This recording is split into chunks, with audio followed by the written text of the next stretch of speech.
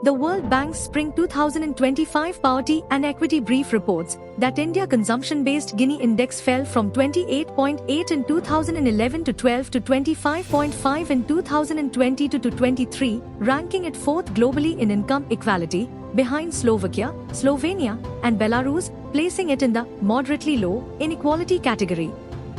The share of Indians living in extreme poverty, under $2.15, 180 rupees per day, declined dramatically from 16.2% to 2.3% during this period, lifting approximately 171 million individuals above that threshold.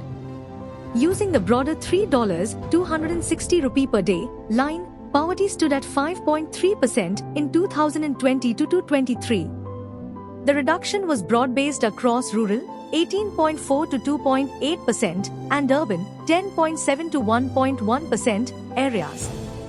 These gains are attributed to a range of social welfare and financial inclusion policies: Jan Dhan bank accounts, 550 million plus, Aadhaar-linked direct benefit transfers saving 3.48 lakh rupees crore, Ayushman Bharat health insurance covering 410 million people, Mahatma Gandhi National Rural Employment Guarantee Act scheme, MGNREGA, employment, and PM Kisan support for farmers. However, several analysts caution that comparing India's consumption-based Gini index with other nations' income-based Gini index may understate true inequality. Income inequality Gini index is estimated at over 60, while wage disparities show the top 10% earning 13 times more than the bottom 10%.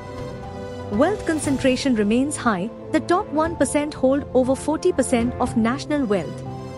Looking ahead, sustaining equitable growth depends on deepening financial inclusion, formalizing employment, expanding quality healthcare and education, strengthening tax and transfer systems, and addressing wealth concentration. India's strides, lifting hundreds of millions out of poverty, reflect significant progress. Yet full equity will require policies that simultaneously promote growth and tackle enduring structural inequalities.